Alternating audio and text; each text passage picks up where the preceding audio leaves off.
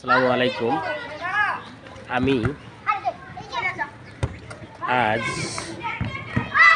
উত্তরার পাশে অবস্থিত উত্তরখানে এসেছি। উত্তরখান মাজারে এসে দেখি ছোট ছোট বাচ্চারা গুটি গুটি পায়ে তাদের বাংলাদেশের ফুটবল খেলা উপহার দিচ্ছে। দেখেন কত সুন্দর করে তারা ড্রিবলিং করতেছে এবং কত সুন্দর করে ড্রিবলিং করতেছে। বলটা মাঠের বাইরে গেছে, আপনারা দেখেন। এখন গুলি ব্যাকম্যানকে এগিয়ে দিচ্ছে। ব্যাকম্যান এই করতেছে, পাসিং দিচ্ছে। দেখেন ছোট ছোট পায়ে তারা খুব সুন্দর খেলা খেলতেছে। আপনারা অবাক লাগবেন, আমাদের বাংলাদেশ সরকার যদি বাংলাদেশ ফুটবল ফেডারেশনকে উন্নত করতে চায় এবং ভালো ফুটবলার বের করতে চায়, এই জন্য তাদের বয়সভিত্তিক ফুটবল খেলার প্রতি গুরুত্ব দিতে হবে এবং অনূর্ধ্ব 10, অনূর্ধ্ব 12, অনূর্ধ্ব 13, অনূর্ধ্ব 15, অনূর্ধ্ব 19, অনূর্ধ্ব 18 এইভাবে আস্তে আস্তে তৃণমূল পর্যায় থেকে আসতে হবে। তাহলেই বাংলাদেশের ফুটবল ফেডারেশনের থেকে ভালো ভালো প্লেয়ার বের হবে এবং যা বাংলাদেশের নেতৃত্ব দিবে, অন্য অন্য দেশের সাথে প্রবল প্রতিদ্বন্দ্বিতাপূর্ণ খেলা হবে।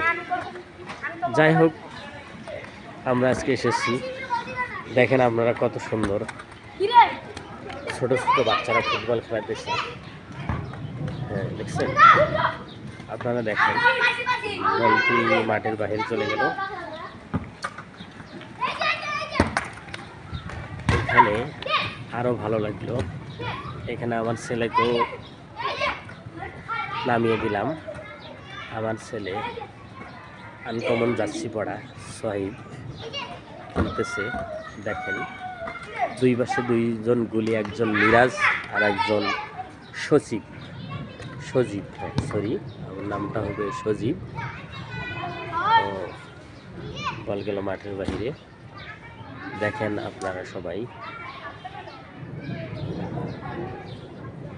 দেখেন, এখন ফ্রি কিক করবে। বলটি আবার মাঠের বাইরে চলে গেল।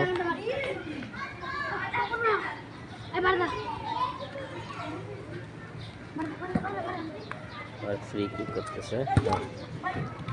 দেখেন আমার ছেলে বল পেয়েছে। দেখেন সে সুন্দর করে পাসিং করলো। দেখছেন?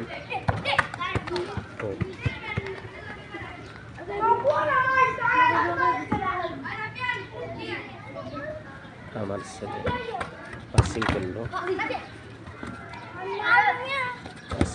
দেখেন হ্যান্ডবল হয়েছে। দেখেন খুব সুন্দর খেলা খেলতেছে, খুবই সুন্দর খেলা খেলতেছে।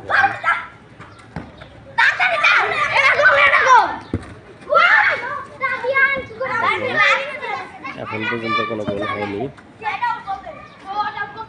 আপনারা সবাই ভালো থাকেন এবং আমার চ্যানেলের সাথে থেকে চ্যানেলটিকে লাইক, কমেন্ট, শেয়ার দিয়ে অন্যকে দেখার সুযোগ করে দেন।